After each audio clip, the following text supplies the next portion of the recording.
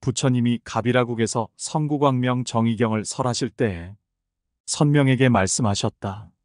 나는 본래 육덕의 행을 행하여 세세에 버리지 않았으므로 성불하기까지에 이르러 마음대로 변화하고 무엇이든지 하려고 하면 일체지로서 통달하지 못하는 것이 없다.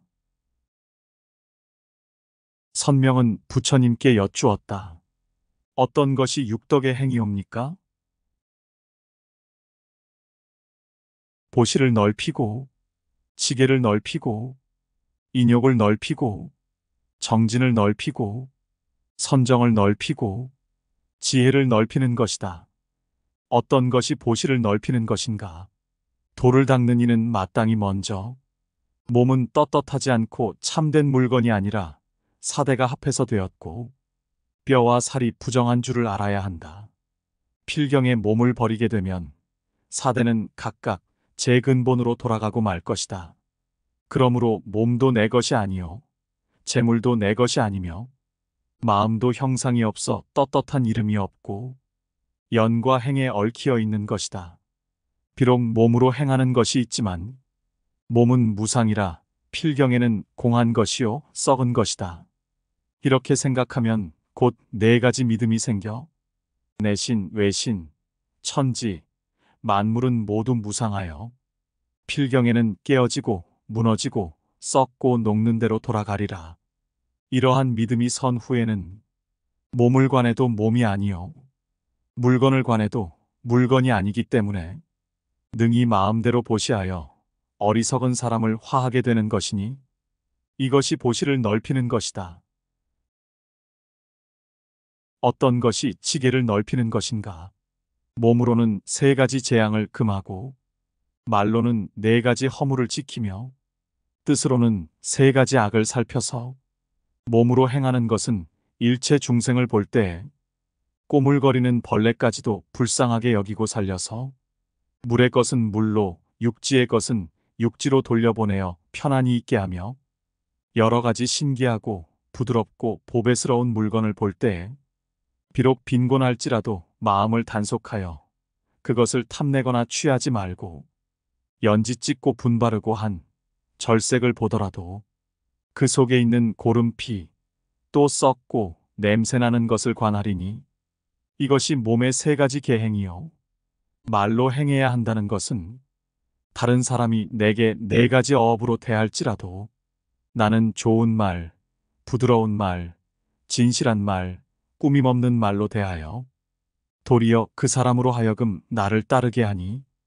이것이 말로 네 가지 허물을 지키는 것이며 뜻으로 행해야 한다는 것은 생사를 항상 생각하고 지혜를 익혀 깊이 도에 들어가며 옳고 그른 것을 밝게 분별하여 착한 일을 보거든 권하여 되게 하고 즐거워하니 이것이 뜻의 세 가지 계행이다. 그러므로 도를 행하는 처음에는 반드시 먼저 십계를 스스로 행하고 또 다른 사람을 교화하기를 부지런하고 게으르지 말고 꾸준히 행하고 쉬지 말아서 도무지 권태로운 생각이 없어야 하리니 이것이 계행을 넓힌다는 것이다. 어떤 것이 인욕을 넓히는 것인가? 만일 남이 나를 꾸짖거든 생각하되 저 말은 음성으로부터 나와 내 귀에 들어오는 것인데 보아야 형용도 없고 또 음성은 마음과 뜻에서 나오는 것인데 마음과 뜻도 형상이 없는 것이다.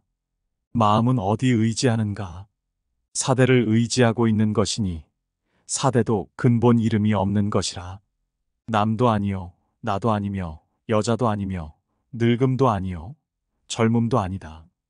결국에는 주인이 없거니 욕되고 부끄러움이 어디 있으며 형상은 없고 이름만 있는 것이다. 이렇게 생각하면 모두가 공하여 있는 바가 없는 것이다. 그러므로 지혜 있는 사람은 진심을 내지 아니하여 공으로 공을 참으며 또 여러 가지 악한 일을 참아 행하지 아니하며 비록 마주오더라도 마음을 일으키지 않고 항상 뜻을 검찰하며 마음을 조복받아 스스로 능히 욕을 참으며 또 다른 사람도 권유하여 그렇게 하게 하면 그것이 인욕을 넓히는 것이다. 정진을 넓힌다는 것은 무엇인가? 많이 먹는 것을 줄이고 맛에 맛들이지 말며 자고 눕기를 제한하여 늦게 자고 일찍 일어나며 속은 멀리하고 도를 가까이 하여 여러 가지 계행을 행하고 앉고 일어나는데 위를 잃지 않아 범하는 행실이 없도록 항상 마음에 익히며 도에 필요한 것은 급급히 외워 낮이면 부지런히 닦고 밤이면 경행하여 몸과 말과 뜻이 모두 법을 좇아서 경문을 여의지 않아 앉으면 설하고 어리석은 사람을 가르치되 게으르고 수고로움으로써 마음을 어기지 않는 것이니 스스로 능히 그렇게 하고 또 남을 권하여 그렇게 하게 하면 그것이 정진을 넓히는 것이다. 선정은 어떻게 넓히는가? 효도로서 부모를 섬기기에 그 마음을 한결같이 하고 스승과 벗을 존경하기에 그 마음을 한결같이 하며 사랑을 끊고 세속을 멀리하기에 그 마음을 한결같이 하고 37도품에 들어가는데 그 마음을 한결같이 하며 한가롭고 고요한 데에 그 마음을 한결같이 하며 번거롭고 어지러운 대중에 있으되 그 마음을 한결같이 하고 욕심 많고 싸움 많고 일 많고 번뇌 많은 처소에 있으되 그 마음을 한결같이 하며 칭찬, 비방, 이익, 손실, 또 좋고 나쁜 일에도 흔들리지 않고 그 마음을 한결같이 하고 숨쉬는 것을 세면 선정에 들어 육진을 버리고 청정으로 나아가는데도 그 마음을 한결같이 하여 스스로도 능히 그렇게 하고 또 남을 권하여 그렇게 하게 하면 그것이 선정을 넓히는 것이다. 지혜는 어떻게 넓히는가? 비록 밝은 선비라도 받은 몸을 따라 삼통, 육환, 오패의 때와 62에 침음하는 상과 88에 풀기 어려운 결박과 1800헌대의 고통이 있으니 이러한 것을 지혜로서 낱낱이 분명하게 알아서 일어나는 것을 관하고 멸하는 것을 살피며 병이 되는 것을 알고 약 되는 것을 골라 그 중요한 것을 종합하여 몸으로는 파괴하지 말고 뜻은 세속에 들어가지 말아서 비록 여러 애욕의 속에 있더라도 마음은 도품 속에 있으며 육환의 집에 붙어 있더라도 마음은 육정의 마루에 있으며 오패의 배에 앉았더라도 마음은 단멸의 문에 있으며 견고하지 못한 집에 의지하였으나 마음에는 방편으로 두호하기를 생각하며 독사뱀이 있는 땅에 앉아 있으나 버리고 갈 길을 생각하고 흑배같이 위험한 것을 타고 있으나 스스로 건너갈 꾀를 내며 불이 타는 수풀에 섰으나 물을 주어 꺼버릴 생각을 내는 것이다.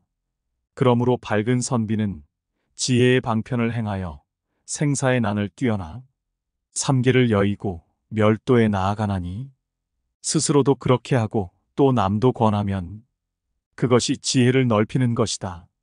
이것이 앞에서 물은 바 부처님의 신변과 상호와 무량한 덕을 성취한 것이다.